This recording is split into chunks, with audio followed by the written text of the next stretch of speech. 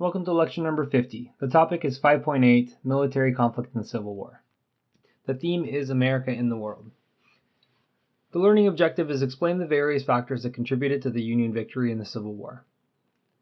The first learning objective says, both the Union and the Confederacy mobilized their economies and societies to wage the war even while facing considerable home front opposition. Both governments devoted all of their resources and all of their efforts to fighting the war. The Northern economy had more advantages. The Union controlled all financial industries, 85% of the factories were in the North, 70% of railroads were in the North, and they had 65% of the farmland, most of which produced food that fed the country through the war, as opposed to the farmland in the South that was used to grow cash crops. The Union, thus, could maintain this war effort for longer than the South could. The railroads were key as the armies were larger and needed transportation to the front lines, often in remote areas. The Southern railroad lines were more spread out. There weren't as many of them, and they didn't all use a standard gauge. That means that the width of the rail lines was different on some tracks than others, which required troops to get off one train and transfer onto another with the appropriate gauge. The Confederacy was hoping for outside financial help from Britain from the beginning of the war, as they were the main trading partner for Southern cotton. When the Southern ports were blocked by the Union Navy, the Confederacy begins to print paper money to pay for war supplies, which led to huge inflation and hurt their economy. Since the Confederacy was hoping to finance the war on their cotton exports, and they were quickly unable to export any, they experienced a quick economic collapse. The North had all the pieces to create an industrial war machine. The South did not. There were some societal differences that gave the Union an advantage. They had almost 4 times the amount of free population in the North than they did in the South, about 5.5 million in the South and over 20 million in the North. The larger population made it easier to field an army.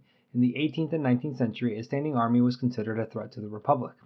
So any time that a war started, troops would be recruited and most would be sent home at the conclusion of the war. That was the case after the last major conflict, the Mexican-American War.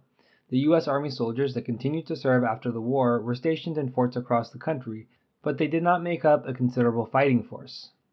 After Fort Sumter, Lincoln successfully raises a force of 75,000 by calling on the states to send volunteers. It was the largest fighting force ever assembled and still did not constitute more than 1% of the total Northern population. The South further hampered itself in raising necessary troops by instituting what was called the 20 Negro Law. It exempted any white man from military service who owned a plantation with more than 20 enslaved people on the plantation. Historians have described the Civil War in the Confederacy as a rich man's war, but a poor man's fight. Those who would benefit the most from the result of the war were the ones who were exempt from fighting, while those who were fighting for a country that allowed slavery most often weren't enslavers themselves. In addition, the Union already had a navy and warships. The Confederacy didn't have the materials or resources to build one in such a short amount of time. The Confederacy tried to purchase ships from Britain, but the sale was blocked when the Union found out about it. The best they could do was repair old Union Navy ships that were left in southern ports. Its disadvantage at sea allowed the Union to easily carry out a blockade of all southern ports. The Confederacy had also deliberately created a weak central government, very much like the Articles of Confederation in the 1780s. Even if the resources were present, their central government was less able to direct the states on how to carry on the war. Both the Union and the Confederacy dealt with opposition to war measures by civilians.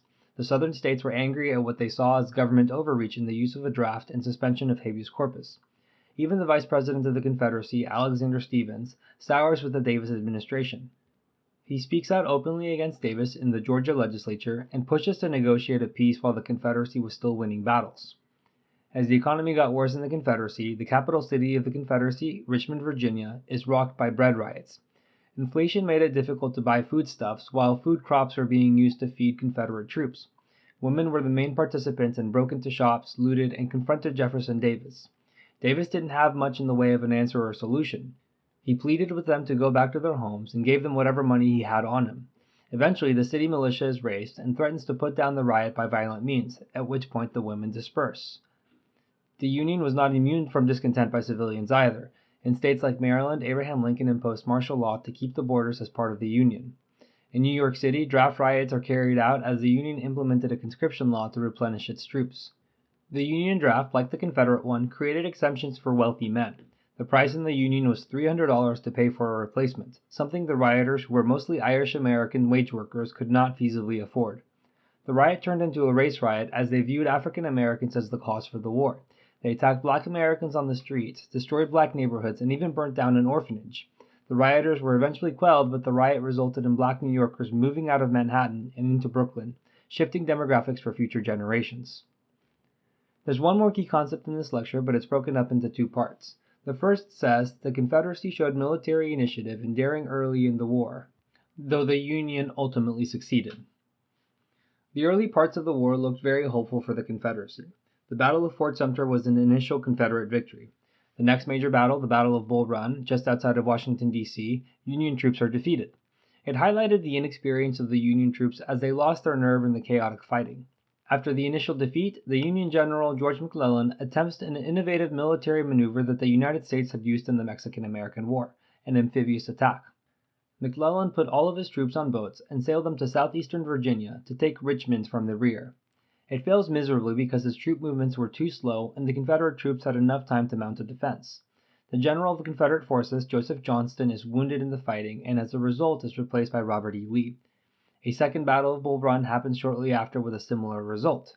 The Union general, John Pope, is in charge and marches his troops into an ambush. Pope is relieved of his command and his troops are merged with the larger Army of the Potomac led by McClellan. It's not until Antietam that the Union gets some semblance of a victory. McClellan happens upon information on the Confederates' position. McClellan has every advantage imaginable, more troops, more weapons, and the element of surprise. However, he is timid in the number of troops he commits to the attack, and it becomes the bloodiest single day of the war. As the Confederate commander, General Robert E. Lee, starts his retreat, General McClellan does not pursue him. He cites insufficient forces and not wanting to stretch out his forces too thinly. When Abraham Lincoln finds out, he relieves General McClellan of his command and ends his military career. Antietam is important because it's what President Lincoln will use as his platform for issuing the Emancipation Proclamation. Attempts at gaining British recognition were promising at first for the Confederacy. The Trent Affair refers to an incident in which two Confederate diplomats were on their way to Great Britain to seek diplomatic recognition. Union Navy ships intercepted the Trent, a British ship, and took the two Confederate diplomats off of the ship and imprisoned them. Great Britain was really angry about this because it was seen as an offense on the sovereignty and neutrality rights of Great Britain. According to international naval law, it was as if the diplomats had been kidnapped in England. After Britain and the Confederacy raised a fuss, Abraham Lincoln released the diplomats to the Confederacy. The Confederacy had to start from scratch in building its army and definitely its navy. They tried to purchase British warships and commercial raiders that would also strain the Union's relationship with Great Britain. The ships were critical for the war effort because the Union blockade had been greatly effective at limiting cotton exports, crippling the Confederate ability to buy war materials. Another of the ways in which the Confederacy tried to build up its navy was by using the old U.S. ships that were in the South. At the time of secession, one such ship was the USS Merrimack. It was repurposed into the CSS Virginia. They outfitted it with iron sidings and turned it into an ironclad. As soon as it was operational, it began to compromise the Union blockade. It was just a stronger ship as a result of its reinforced sides. The U.S. Navy sent reinforcements in the form of the USS Monitor. This naval fight between the Monitor and the Merrimack, or the CSS Virginia, at Hampton Roads, Virginia, is seen as the highlight of the naval warfare between the two sides. It ended as a stalemate, but it shows that there was a new age in naval warfare and naval technology. Britain would also eventually find other sources for cotton, so they refrained from helping the pro-slavery Confederacy. The second part of the key concept says the Union ultimately succeeded due to improvements in leadership and strategy, key victories, greater resources, and the wartime destruction of the South's infrastructure. The main strategy of the war, developed by General Winfield Scott, was the Anaconda Plan. It started with a U.S. blockade of the entire southern coast, then a squeezing of the Confederacy by dividing it into different points. The U.S. Army needed to control the Mississippi to successfully carry out the war strategy. It would take away Texas, Louisiana, and Arkansas as places where the Confederacy could get food and supplies. Once that was controlled, then divide it further in half, separating the Upper South from the Deep South. McClellan was replaced by Ambrose Burnside, and after the Battle of Fredericksburg, Burnside has replaced himself. Meanwhile, General Ulysses S. Grant is gaining prominence in the western theater of the war. He captures Fort Henry, Fort Donelson, the city of Vicksburg in Mississippi, and solidifies the Union control of the Mississippi River. At the same time that Ulysses Grant was victorious at Vicksburg, the Battle of Gettysburg was going on in Pennsylvania. It was the last attempt by the Confederacy of making a northern offensive. Robert E. Lee thought that if they had a victory in the Northern Territory, that it would be enough to get Great Britain to recognize that the Confederacy was a viable ally and create opposition for the war in the North. However, Gettysburg was a Union victory as General Meade leads a successful defense of the Confederate offensive. After the siege at Vicksburg and the Battle of Gettysburg, Grant is given the command of the Army of the Potomac, the main Union force in the eastern United States. He is tasked with the pursuit and defeat of General Lee. In the West, he leaves General William Sherman in charge of the Western campaigns to divide the Confederacy through Georgia. Sherman starts in Atlanta and marches to the coastal city of Savannah. Thus, his campaign is called Sherman's March to the Sea. He leads a scorched earth campaign, which means that everything that they march through is to be destroyed. They destroy all of the southern infrastructure, especially the railroad tracks. Sherman's men took out the railroad rails and ties and burnt them to bend the metal, yielding them unusable. Richmond, Virginia, the Confederate capital, is captured on April 3, 1865. General Lee retreats and Grant finally catches him at Appomattox Courthouse in Virginia. On April 9th, they meet to sign the surrender of the Confederacy. At this meeting, all of the Confederate generals were wearing the very best uniform because they had to throw out all of their clothes to travel as light as they could, so they ended up changing into their cleanest and nicest uniforms. Meanwhile, the Union Army, which had been working double time to catch up to them, looked pretty ragged and dirty. Grant tells Lee to send all of his men home, leave their weapons, but they could take their horses. And that was the end of the Civil War. Finally, for the recap. The Union and Confederacy mobilized as quickly as they could to fight the war, often silencing dissent.